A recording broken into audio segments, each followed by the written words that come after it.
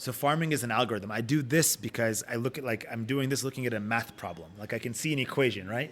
You have all these inputs and then you have an equal sign and then you have an output. Farming is just that. So we had to go and understand what are the different variables that are changing all the time that affects the output. It's a very hard math problem to solve because these variables change. So we realized that the variable that had the most variability, which also happened to be the one that had the most outsized impact on the outcome, was water.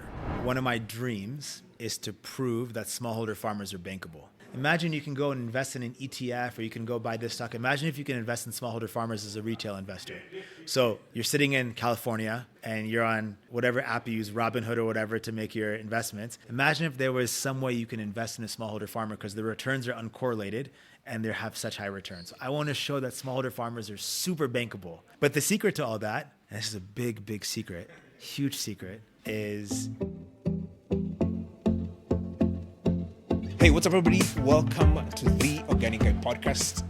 This is your home of organic conversations. I'm your host, the Organic Guy, and right around here we have conversation around how we can make our food systems really get to work for us rather than against us. And today I want us to have a conversation around what I think is one of the most important variable when it comes to farming, and that's the area of water. And to have this conversation, I've got a very special guest with us. He's been in this sector, he has done something about it, and has helped thousands of farmers have access to water. And super excited for the conversation. It goes by the name of Samir. Welcome to the podcast. Thank you very much. Thank you very much for making time for the pod. Really, really appreciate it. I've got a huge interest, especially on some of the amazing work you've done with the SunCulture in terms of, connecting farmers to really affordable ways they can have access to water. But give guys a little bit of context about yourself, especially growing up. Like, where did you grow up? How was your environment like?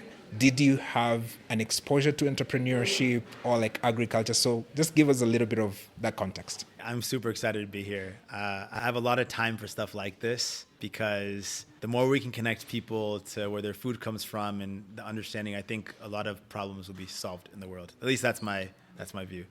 So my family's from East Africa. My parents are actually in town right now visiting our baby, but my mom grew up in Mombasa. She was born in Burundi. My dad grew up in Zanzibar. And then they left in the 70s, went to Canada. I was born there, grew up in Florida. I did not have an agriculture background. I'm not a farmer. However, I grew up in a household that entrepreneurship wasn't necessarily a word that was used, but I saw all my uncles have dry cleaners. My dad had a dry cleaners. They moved from Canada to Florida to start a dry cleaner. I grew up thinking everyone just had their own little thing that they did. It was only later on that I realized that was actually like something. Entrepreneurship was its own topic. So I grew up in an entrepreneurial family. Both my parents ran a dry cleaners together, so they were entrepreneurs. And I found out later on in my life when asking my family about their parents and their parents, there's a lot of entrepreneurship in my family. My family came to East Africa as entrepreneurs, as traders. They were one of the first families on a boat from Northwest India. They arrived in Zanzibar. So all the way 7-8 generations back, they were entrepreneurs. But again, for me, it was my dad had a dry cleaners, and that's what you just had your thing. The factors that contributed to us starting SunCulture for me, that was one of them. It was one of them, entrepreneurship. The others, I grew up in this religious community, this Ismaili Muslim community, and there was a lot of volunteer service that we did. So a lot of volunteering, so a lot of serving people. And then as a child of immigrants, money is always a conversation, and talking about the responsibility that I had and the opportunities that I have that other people don't have, you kind of put that in a pot together, you mix it up, and you can see how I eventually ended up here. The East Africa thing is because there's an emotional attachment to the region, but it had nothing to do with agriculture at first. All those ingredients kind of mixed up to my drive to want to do something somewhere meaningful, and then SunCulture was, I guess, right place, right time for that. But I wouldn't say that I grew up thinking about food as much as I do now. I feel very lucky that I get to do this because I do think what we're doing is part of some of the most important work in the world. Yeah, that's pretty interesting because at least from where I sit, growing up in the African context, one of our goals is to find a way into the first world, can be US and Canada or in England, to just make our lives a little bit better. Like that's the dream that we are sort of being sold. So it's really interesting to see for you having that interest of, can I go back and sort of put my skills that I've gained or like my knowledge to sort of help the people from where I come from, right? So it's interesting that you have that connection already. And the fact that you saw your parents sort of having this entrepreneurial thing, they may not have been talking to you about entrepreneurship, but I think you saw what they were doing and sort of that one. You know, we didn't grow up with money, so like they didn't have nannies. So we would be at the dry cleaners all the time. So my sister and I would just be at the dry cleaners, seeing them talk to customers. We saw how they interacted with each other, with their business. We were there all the time. Like I know the smell of a dry cleaners like so well. Like I can walk by one and I can be like, that's a dry cleaners, because I know the smell. And my dad loved and loves helping people. Obviously he had to run this business so we could have an education, etc. But he loved it. And he loved being around people. And that's when I learned that, like, if you actually care about the people you work with, that changes everything. Because then you can actually be in an active service all the time. And when you're in an active service, and it is the thing that is giving you income, and those two things combined is very powerful. And I learned that by watching them, because you see my dad and my mom interacting with customers, the dry cleaners, they're having a blast. They were having so much fun, even though it was super hard work. And I heard stories of my dad working, you know, when we first moved to Florida, 20 hours a day. But like, it's the blending of service, something meaningful, and something for your family that I think is super powerful. And that was the exposure that I got. Absolutely. And that sort of passion sort of radiates to people around you. And that also had an impact for you as well. So set for us a scene. We are back in 2011. I'm guessing you just finished school and is just sort of started working. So how is the environment like? What are you reading in terms of, from an African context? You're like, you know what, I think people might need solar for them to do their irrigation. Like, how is that environment like? So the environment for this particular question started just 2 years before, in 2009. I was studying abroad in Shanghai, in China, and I read a book called Mr. China. And it was in a business law class that I took, and it was about an American coming to China, and it was about his experience starting and growing businesses in China. And it was at that time I also started to get exposure to Chinese investment in Africa. So I'm sitting in Shanghai as a university student, reading about entrepreneurship somewhere else, also learning about where I am, the government investing a lot in Africa, and just reading.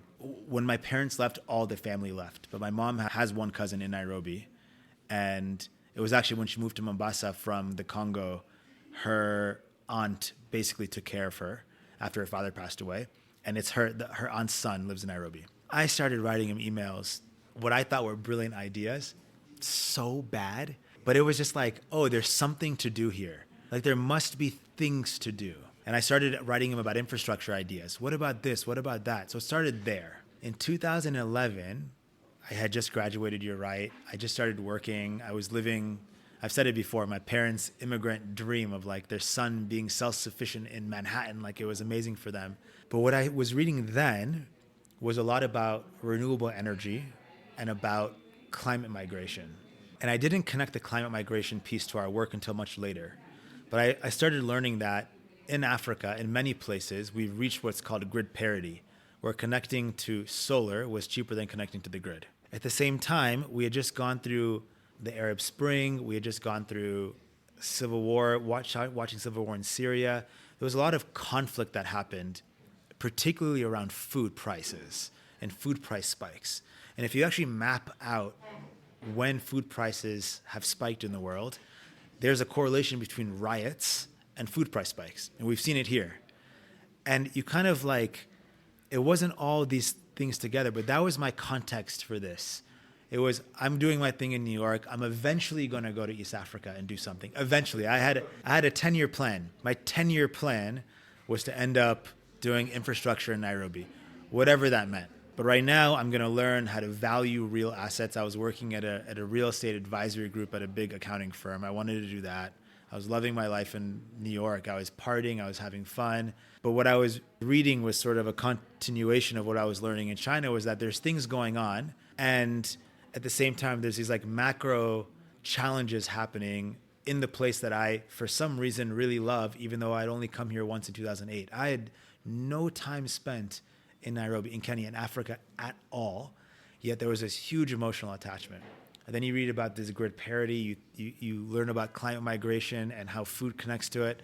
And then the interest starts growing little by little. But there was no like single moment. It's just this journey over time, and it builds up and it builds up and it builds up. And then eventually it happens. That's pretty interesting. So I'm wondering, in 2011, you're probably seated somewhere in Manhattan or like from work, and then you have this like light bulb moment. It was a friend of mine that ended up being my co-founder. We were sitting at a bar in New York after work, exactly. It was this, I know exactly the bar at the exact hotel. And he was like, hey, there's this research paper that came out of a think tank and you should look at this. And hey, I want to put this idea through a business plan competition. We should do this. And it was the first time that everything had kind of been like, oh, wow. You look at these numbers and you're like, okay, you talked about the African context, people wanting to have a better life.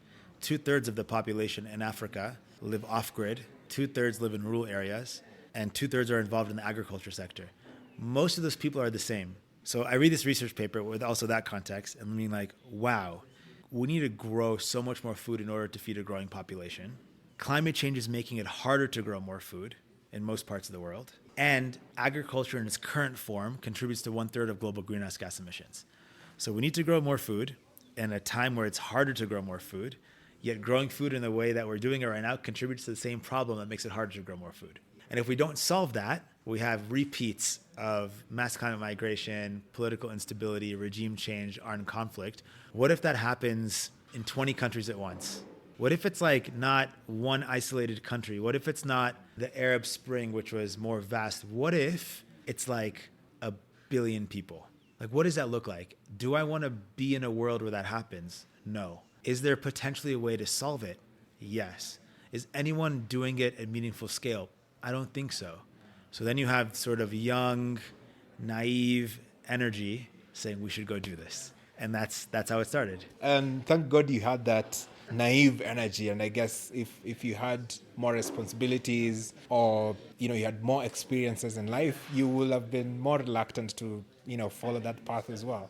So it helps that you're actually young and hungry and trying to create stuff at that young age. So on your mind, you're like, you know what, I'm going to go back to East Africa and I'm going to establish a company that's going to give farmers solar at a really, really cheap rate. But on your mind, like, how do you picture this? What is the best way you are trying to enter into the market? So when you look at these problems, you say, okay, what's the way to solve this? If you're thinking about it from a food perspective and from a migration perspective, you of course need to work with people. And when you think about the populations you can work with, like I said, there's a massive amount of people involved in smallholder farming. So we knew we had to work with smallholder farmers. In the back of my mind, I also saw that smallholder farmers could eventually become this emerging consumer market that could just be a huge market to sell things into, right? Like when people make more money, when we make more money, we want to buy more things. It's human. And the context you said earlier about many people in Africa just wanting a better life, when you have stuff, you want to buy more things.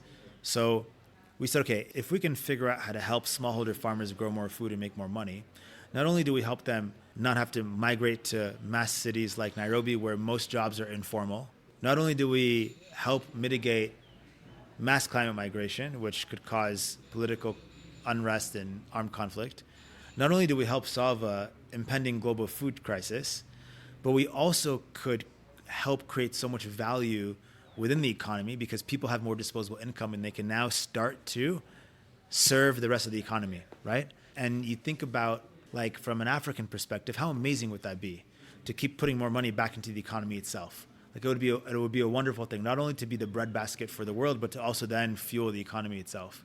So that was the idea, but didn't know anything about farming.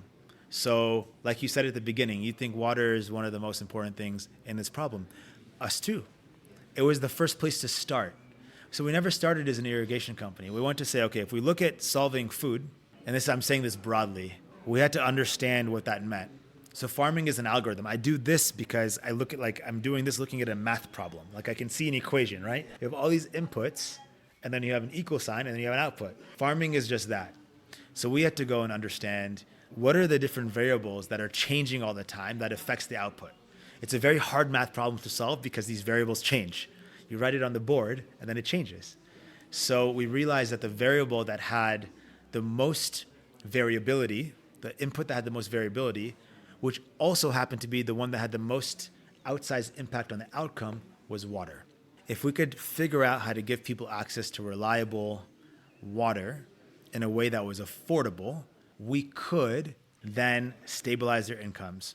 Most smallholder farmers in emerging markets, to caveat that, grow crops to keep animals by waiting for the rain. Rain is becoming more and more unpredictable and more unreliable, which means their cash flow is more unpredictable and more unreliable. So we said, let's start with that. The idea was to evolve into more than that, but irrigation is a really unique thing to start with because it gives people stable, outsized income. Irrigation can increase your income by up to 5 times. It is something where if you're growing off the normal season, you can get higher prices in the market. It's an insurance policy against drought. And very importantly, it's an asset we can use as collateral to lend against, which banks can't use. The problem with so many things in agriculture with smallholder farmers, particularly high value assets like irrigation, and high value, I'm talking a few $100s, but for most farmers, it's high value, is that it's too expensive. It's not affordable. In Africa, less than 4% of the continent actually irrigates because fuel for water pumps and the water pumps themselves are too expensive.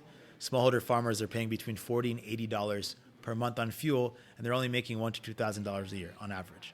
So we said, okay, if we start with irrigation, we first have to figure out how to make it affordable. So let's remove the recurring cost. Let's make it solar. It also then helps with the climate change problem I was talking to before. But a farmer doesn't care about climate change. They care about the output of climate change. They care about affordability. So for someone hearing about SunCulture for the first time, just in a small sentence, what do you do and what are you doing to help small-scale farmers? We sell and finance solar irrigation for smallholder farmers to help them reduce their spend and increase their income. And now we're bundling that with other services to help them protect their risks, health insurance, weather insurance, etc. The unique thing that we did early on was we realized that hardware and technology was just one bit of the problem. We had to bundle services. So not only was it financing, like I mentioned, but installation, training, ongoing after-sales support, all in-house. So we essentially self-finance and maintain these irrigation assets for farmers.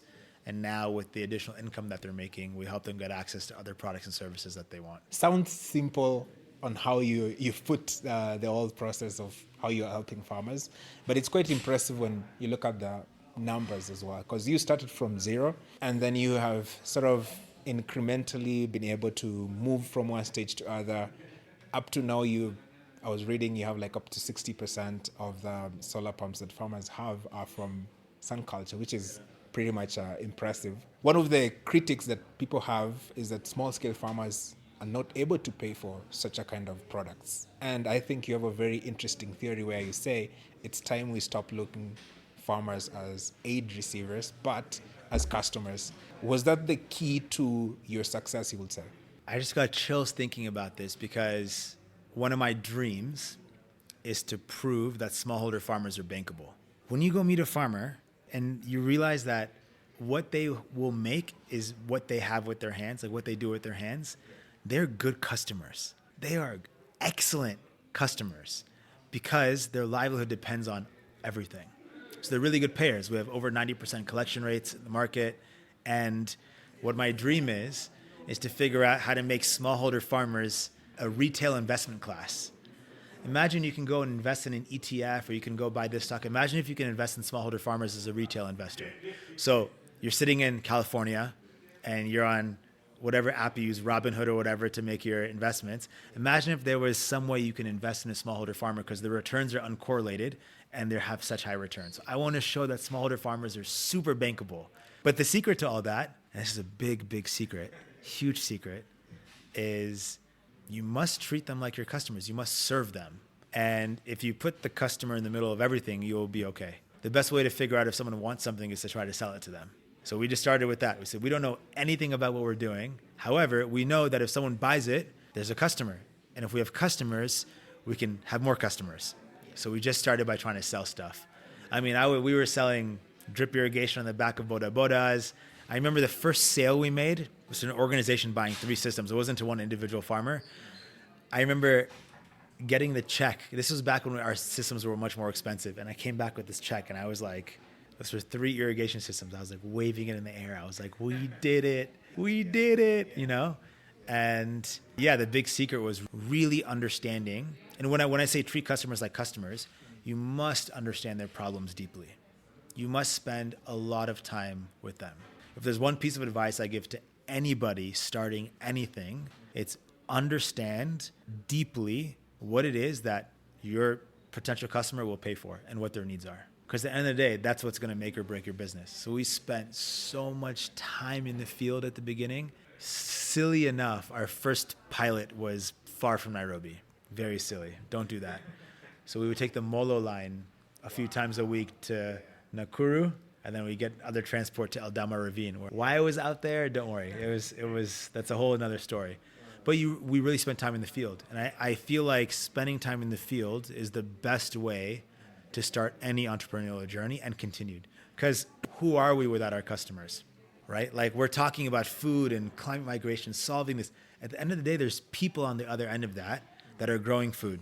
And those are the people that can save all of us. So how do we make sure we really understand what they need and then provide them access with it? Absolutely. And I think once you get closer to the farmers, then you actually get to understand them better. And then also you get to see the different problems that they may have. And then through that, you can sort of adapt your products you're trying to offer or just offering them a different surface. And when I look at SunCulture, the way you started from the beginning up to now, I think I've seen that sort of evolution happening because now you have a lot more different products that you're offering farmers, not just like, hey, here's the solar where you can use to irrigate your land, but you have other different products. And one of the products that I think is very interesting is where you're now starting to give insurance to farmers. So why is that an attractive proposition for you? You're right about the journey, a lot of iterations over time. And the reason we started offering other products is because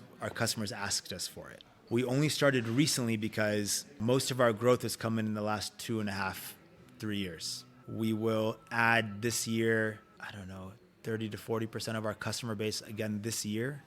So most of the growth is coming now, and it took a lot of pieces to figure out. However, with this growth in this platform, customers, like I said, make more money. They want to buy more things, and they say, "Look, I have a payment history with you. I've been paying really well. I trust you. You answer my phone calls. You help me when I ask for help. So can you give me some more stuff?" Insurance is one of the top requested things, both health insurance and weather insurance. I know we're not uniquely positioned to do health insurance. However, we have this unique ability to understand payment profiles. So we can add a small amount of money on a monthly basis to someone's premium so they don't have to pay it all up front. So we actually finance insurance as a bundle with our customers, both health insurance and weather insurance. Weather insurance is really interesting because if it rains too much, your crops get flooded. If it rains too little, your water tables go down and you might not get enough water. So we started bundling weather insurance. One of my favorites that we're piloting right now is input financing as well, also in insurance. Farmers go out and buy seeds, and if you go and ask people the percentage of seeds that actually germinate, it's quite low. People have really bad experience buying what they think is high quality at a discount and not having quality. So they're just hoping and praying the whole time. We made an investment in a company called iPost, and they used to be called iProcure. And we're now piloting giving our customers access to financing to buy agriculture inputs, seeds, fertilizers, tanks, buckets, shovels, gumboots, whatever they need, as an insurance product as well, right? So everything is, how do you increase productivity and remove risk for a customer in order for them to make more money? Insurance is one way to remove risk. Having high quality inputs is another way to remove risk. We're also starting to pilot giving our customers access to offtake, another way to reduce risk. So when you look at it from our point of view, if over the next few years, we can connect farmers from inputs to irrigation to insurance to offtake, and we can see that whole value chain, we've reduced most risks from a farmer perspective, which means that from a payment plan perspective, we can give them better access to lower prices. Our cost of capital will go down. We could extend the payment period with them because they want more things and they're happy paying us. We can get discounts from them. I mean, it's this beautiful scenario in which the relationship that we've built with our customers, where we want to maintain that for as long as possible from a business perspective, and they want to maintain it for as long as possible from a access to product perspective, we can merge those two things and continue to give them things that they want because we have this payment history with them, because we have this relationship and this trust that we've built with them. So for us, solar irrigation was just the anchor asset of a bundle of products and services that farmers will be able to purchase either outright or on subscription or in various ways. And I think that's the future of where we're going right now. We're in the very early days of that, but if we do this again in 3 years, I'm sure that's going to be the model. And we will describe ourselves as a company that sells and finances a bundle of a subscription bundle of products and services for smallholder farmers, anchored by irrigation. Quite interesting. So it looks like eventually then, would you be described as an agricultural company or like a financial company or like an energy company, or sort of like you sort of have like a hole in all those industries? The center of gravity for what we do are farmers. So we're going to serve farmers. So I'll call us a company that sells and finances things for farmers. It's funny because people try to put things in boxes all the time, it just depends on who we're talking to. We can be whatever, but we know that we are serving farmers, yeah. So that leads me to asking, like, in terms of focus, because I see this a lot with agri-tech companies or companies who are involved in the agricultural sector. They go into a space and then they realize they've got to do more, right? So let's say the main goal is just to give farmers access to inputs, and then they later realize, oh, okay, farmers are coming to me asking for markets. Has that been your experience as well? Have you ever heard of this guy, Tim Ferriss? So the 4-hour work week. So imagine this book comes out I forgot when it comes out, but I think I was in high school or uni. And there's a lot of stuff about drop shipping in there. And I'm in China being like, wow, studying. And then we come here. I was like, you know what? We're going to be able to just drop ship product here. No problem. Yeah, it's a huge joke, right? It's like we thought we could just buy and sell things.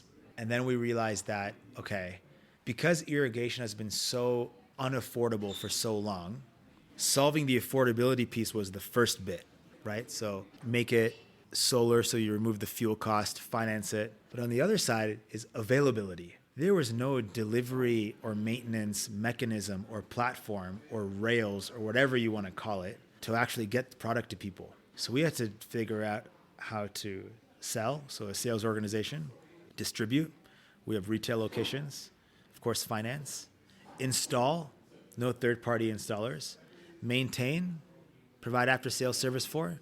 We have a software team. We have an app with our customers. We have digital, high percentage of digital engagement. We have a carbon business in order to give discounts and subsidies to our farmers. I mean, you kind of have to build a mini conglomerate, and that happens over many years. We've been doing this for over 13 years. So this isn't a new thing. So it's only recently when all the pieces are in place, things are flowing, things are moving, we're growing fast, is when we can start adding other services. I think doing too many things too early is a huge risk. And we have to get to a place where we can see fast growth year over year in order to say, oh, now we're comfortable doing something else. But before that, it was just focusing on how do we actually deliver this thing to people? How do we build this? I call it a system because it's not a platform yet. It's a system to deliver things. Once we start stacking other products and services, it becomes a platform. So we had to build the system to get things to people, and now we can start thinking about platform. I think platform before system sometimes gets quite risky because you actually haven't figured out the system to be able to manage and operate the relationship with your customers. Yeah, because I was about to ask you about that as well, because there comes a time where maybe you might spread yourself a little bit too thin trying to do everything at once because, farmers want these products and that. How do you balance that? How do you go around ensuring you don't spread yourself too thin, trying to, can I say, please customers? Partnerships. So we don't do the insurance ourselves. We don't do the inputs ourselves. The offtake, we don't do ourselves. So how do we work with partners to do that? That's like number one. Number two is having an incredibly good team that works really well together so that when we have isolated innovation pilots run by our innovation department, the integration is smooth. And that just becomes a people management culture and operational thing to solve. Again, we're not an insurance company. We don't manage inventory for inputs. But what we can do is we can say we have farmers that have been paying us on a regular basis. They have been paying us well. They have a piece of collateral that we can finance against, and we can add we can add a little bit to their monthly payment or extend their payments to us, their tenor, and we can facilitate other products and services. This becomes an irrigation-enabled marketplace that we don't take a risk on. Marketplaces are interesting. In these markets, it's quite tough because single-digit gross margin businesses in rural agriculture, very hard businesses. I would never do it. But putting that as a layer on top of our existing selling and financing irrigation business is a lot easier. But we only started doing that 10 plus years into our journey. That's how you don't spread yourself too thin. Makes sense, because now you also have a lot of data as well. You know what might work and what would not work. So how has been the uptake of the insurance from farmers? Are they positive? Super positive. It's bundled now into our financing. So people get access to health insurance and weather insurance. We actually had a weather insurance payout, so it worked. The health insurance side, people are obviously less happy because there's something happens with the family, but it has worked as well.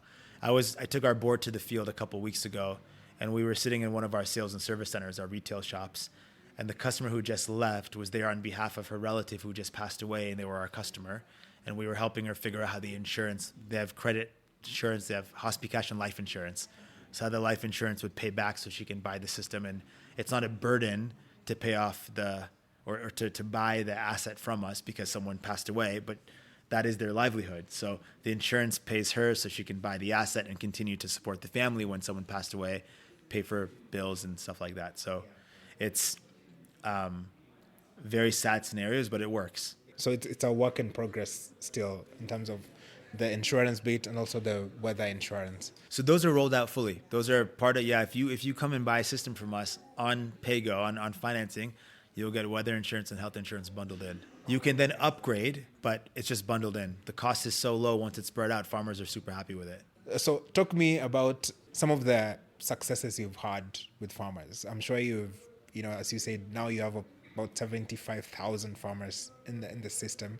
What has been your favorite sort of story of where you have gone to a farmer and you've actually seen, the livelihood improve, or like the starting to take kids to school? What is your favorite customer interaction so far? My favorite moments, there's literally every customer I go visit, you see people tell me stories of kids going to school or being able to build more house, or they're able to protect their families in case there's an emergency. So I have two stories that are my favorite. And then I'll tell you like my favorite moment in general. So my first story was I went to go visit a farmer, and she was getting an installation for the first time, or she was getting an installation. My favorite moments in general are watching people get an installation, because most people are going from having buckets and a pulley system, right? 20 liters of water pulled to the surface. It weighs as heavy as the big weight plates in the gym. It takes super long. Usually the woman in the household spends 3 or 4 hours a day physically moving water first to meet their domestic needs, so cooking, cleaning, bathing, drinking, and then agriculture. So moving from that to hitting a button and seeing water come to the surface, every single time it like makes me want to cry. And you see them in their head just being like, I don't have to do this anymore. It's amazing.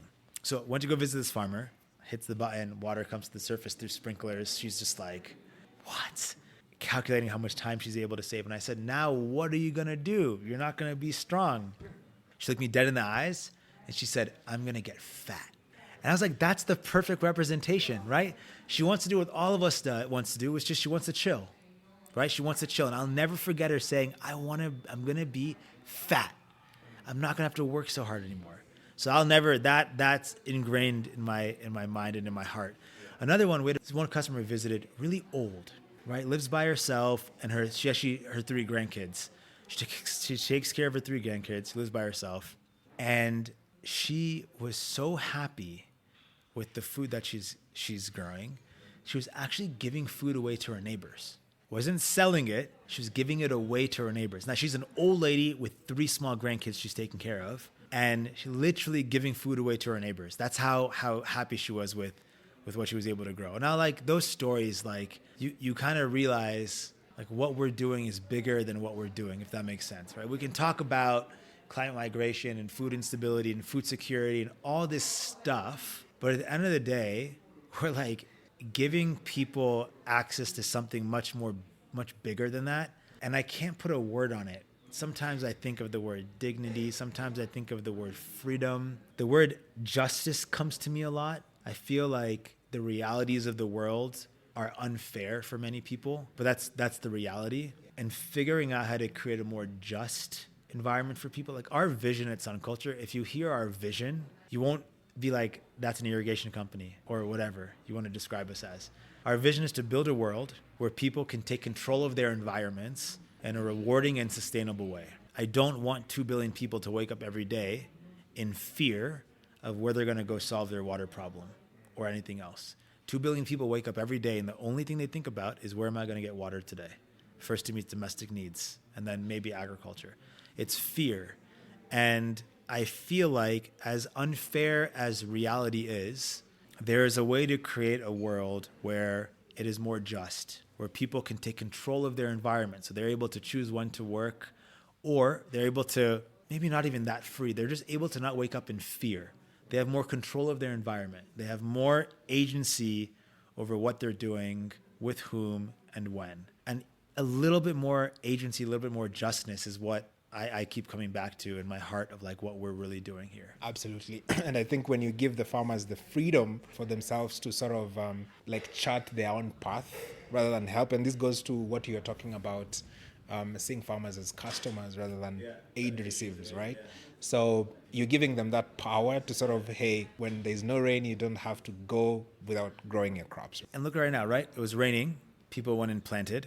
It didn't rain yesterday. It didn't rain today. So what's going to happen is it was weeks of raining, they'll go and they'll plant, and then it won't rain for a bit, and now they're stuck. And it sucks. It happens every year. It's like, yeah, can you give people more freedom? And you can do this from a business perspective, right? You can make money doing this.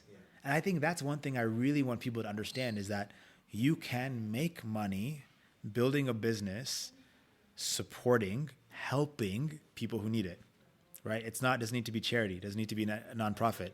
You can do this from a business perspective. We have real investors, we're a real business, and that's important too. Like I said, most energy and agriculture in the world is subsidized. In the US, where I know you have a lot of listeners, most agriculture is massively subsidized. Farmers can get access to really cheap debt. There's farm subsidies, et cetera, et cetera. Here, that doesn't exist yet. There are some large-scale subsidies that will come into play, but right now, it doesn't happen. Yeah, absolutely. And the thing I like about that is that, of course, you're not just empowering a farmer, like just one farmer, and that farmer actually has a family around them. So maybe it's the kids, maybe it's the grandkids, maybe their neighbors that they are actually also impacting around themselves. So you're not just impacting one person, you're sort of impacting a whole family, and to an extent and a whole community, right? We strengthen communities, right? And then the neighbors want it, and our customers, they get referrals when they sell to someone else, and it's this whole thing. And then at the end of the day, you see the fruit or vegetable grown here in a grocery store somewhere else, right? And I think, like, from a global perspective in the future, if we want the price of food to be reasonable for people, we have to figure out how to grow enough and make sure it's available where it needs to be available. And that all comes with figuring out, how do you empower more people to grow more food, and how do you do it in a way that's environmentally sustainable and profitable for a farmer who is managing a small piece of land. Smallholder farmers are not the only solution, but they will be a big part of the solution. They have to be a big part of the solution. 80% of the food we grow comes from them, so they have to be part of the solution as well. You mentioned you are a real business, so of course that means that a lot of people have invested in you. I mean, they've taken a look at your books and they're very impressed about that. I saw the last, I think you raised about $40 million of late. So I'm wondering, like, from an African perspective, I'm sure there's some listeners who also have like a company, or they have like a startup and they would like to raise money. Since you've already done it, what advice would you have for such an entrepreneur who has like an agri-tech company, they want to put into the market, they're trying to raise money? What are some of the tips that you can share with them? It depends at what stage they are. I'm assuming you're talking early stage because they haven't raised money before. So you have to figure out a way to show that the traction you've had right now can be maintained. So you take what you've done so far and show that you can dissect it and understand what's driving your sales and how you'll get that to go in the future. So do you understand your unit economics? Do you understand your customers? And can you describe very simply, but in a lot of detail, how you're going to get more customers? And it's like, if you're just starting off, you might only have a handful of customers. But can you show that with some money, you can replicate that? And then you could do that in a way that's profitable in the future. So do you understand your unit economics? Do you understand your customers? And then can you break down what you're doing into small bits and blocks that someone can understand very quickly and say, hey, with money, I can put it here, here, here, and here, and I can grow it like this. Can you simplify what is probably a more complicated and complex business to people who are seeing hundreds of these a year? That's part of what you need to do. Can you tell your story in a simple way, right? What we do is obviously more complex than what I described, but at the crux of it, what we're doing is we're selling and financing and maintaining a bunch of things for farmers. That's what we're doing. And someone understands that. Now, everything around it, you have to be able to do and explain in detail, but can you explain what you're doing in a very simple way and show that that can scale? I guess scale is one of the most important variables as well. Can it work in Uganda? Can it work in Zimbabwe? You don't always have to go out of country. You can do it within your own country. However, the world runs on incentives. Farmers buy from us because they save money and make money. That's why they buy from us. They don't like us. They like us, but they don't do it because they like us. They don't do it because they're trying to stop climate change for the future, all of them. Farmers care about, can I eat it or sell it? Right now, it's like they're making more money. What they care about, and it reflects, we have a net promoter score of 78. They just love the product. It works for them. It helps them make money. That's what matters. So incentives rule the world. So when you're raising money, you have to realize that someone on the other side is trying to make money. So you got to show them how they can make money. And they make money by you making money because they're going to invest in you and they're going to try to sell it later on. So you have to show them that you can make money so they can make money. That's what raising money is. Now, there's a bunch of other types of capital. You can go to donors, philanthropists, etc. But if you're raising commercial capital, you have to show them how they're going to get money back. That's just the game that is. Absolutely. We were talking about some of the things that you have had to pivot with when you started SunCulture back in 2011.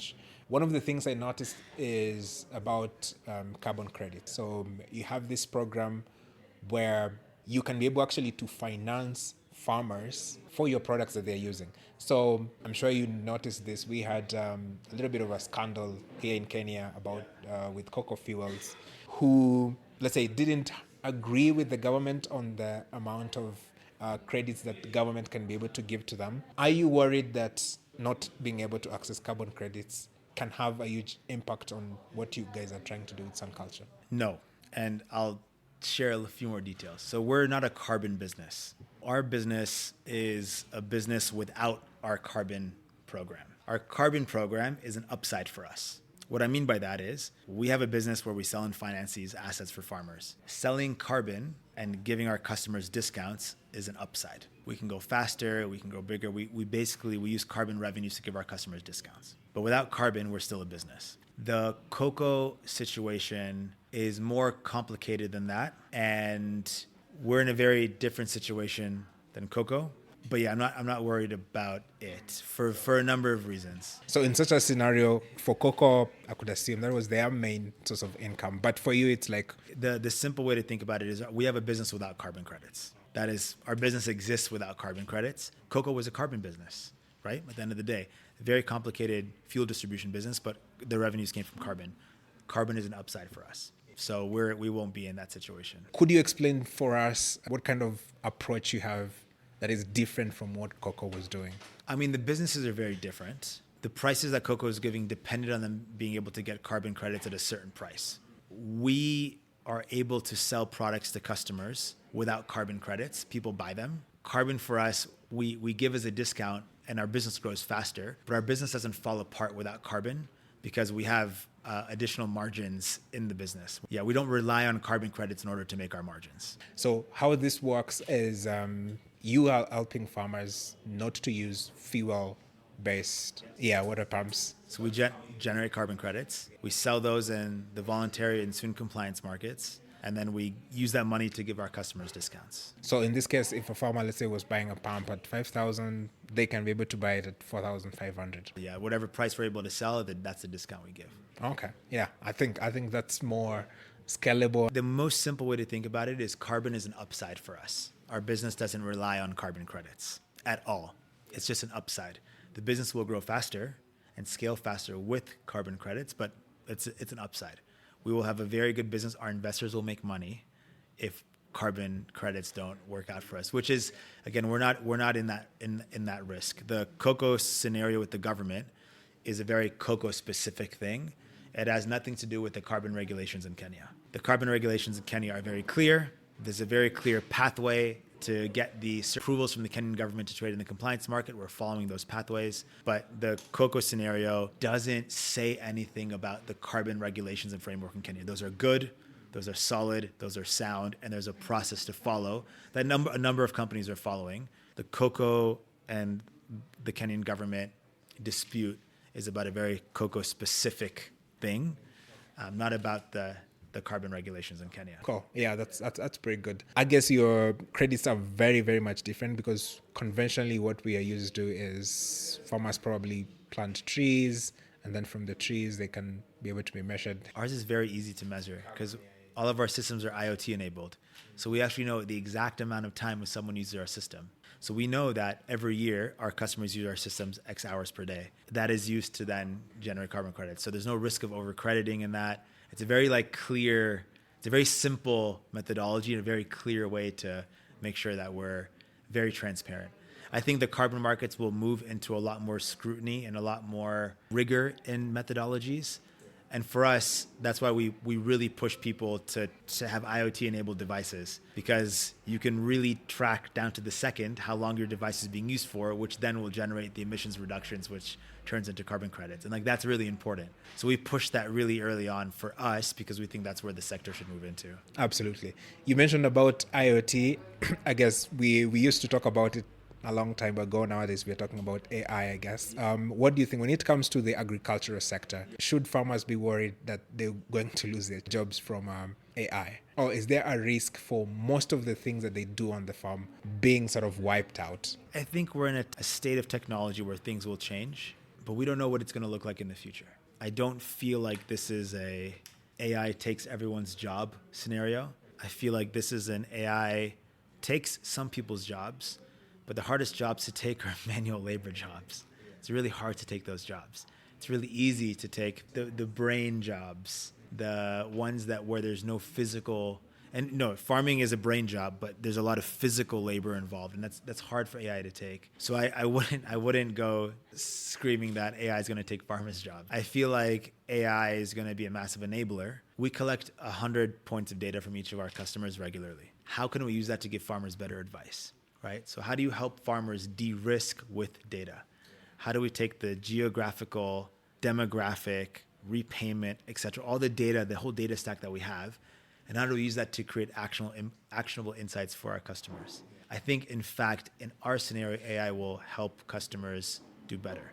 Farming as a whole, I think there's going to be a lot of jobs in the future that gets automated from robotics, et cetera. But in our context, I think our customers are quite safe. Yeah, I like the fact that you use an enabler, because now farmers can literally take a picture and then they can show it in AI and tell them, what disease is this? What can I apply? And then what we can be good at is saying, hey, we don't have to do any of that work. However, if this app said that this is what your crop has and this is what you need, we can find it. We can tell you where to go get it at a high value and finance that. So we'll keep doing what we're good at, which is giving people access and financing the things that they need in order to do very well.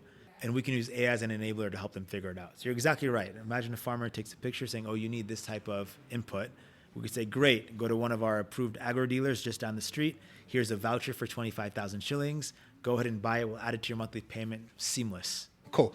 As we finish here, I would like to sort of give an advice for someone who wants to start a business, because you're an entrepreneur yourself. You started a really successful company. For someone who wants to get into the agricultural space, into the entrepreneurial space, you've gone through a lot.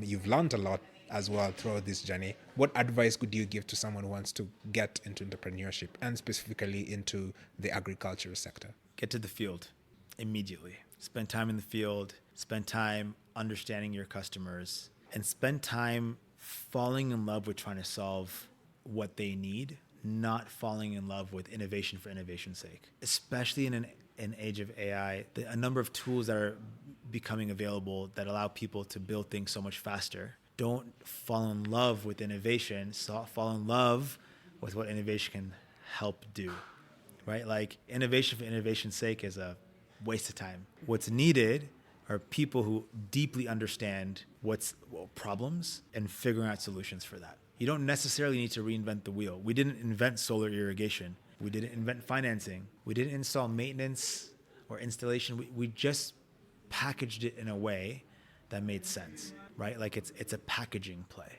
and it's an operations, and it's figuring out how to make things work for the people you're trying to serve. Take me 10 years from now, 20 years from now. What vision or where do you see SunCulture? So 10 years from now and then 20 years from now. So 10 years from now, SunCulture is not just in Africa. SunCulture is in many other geographies around the world. And we're likely doing what we're doing for not just smallholder farmers, but different sized farms. So you think irrigation, financing, access to other services. Smallholder farmers are, in our view, the biggest need, the biggest untapped market, where we have a huge competitive advantage, where, like you said, we're over 70% of the solar irrigation market in Africa. So we have this huge competitive advantage. There's this emerging consumer market. It's the hardest market to work in, but I do see that we can start providing these services in more places for more people. I have this whole org structure for what the company will look like in the future. And there'll be different business verticals. This will be a proper conglomerate. So you'll have different farmer segments. You'll have carbon financing all split out. We'll likely be financing other assets. There's a whole master plan in place. What we're doing is in more places for more people. That's the simplified version. In 20 years, you really look at the capabilities that we've been building here. And you start to look at the adjacencies where we can serve. So can we bring the partners we work with into our ecosystem more formally, right? So if we have offtake partners, can we bring them in with us, and can we really help manage the entire value chain? That's where we go. I see. And I think it's normal evolution of a business. You know, you think how Amazon started just like a bookstore, and now it's like sort of a place you can go and get anything you want. So I think in terms of like natural evolution, that's what businesses tend to do. And there's small evolutions over time, right? You're constantly piloting.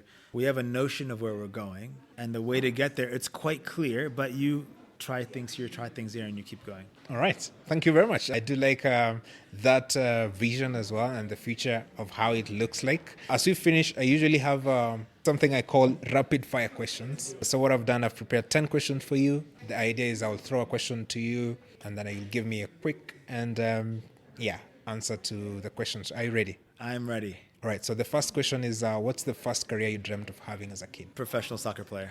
Second, what is one mistake that made you a better founder? Keeping people in the business that shouldn't be there for too long. Third question, when you're not working, how do you like to spend your time? I have a 5-month-old baby, so that's where I'm at right now. Fourth question, what is one challenge that keeps you up at night?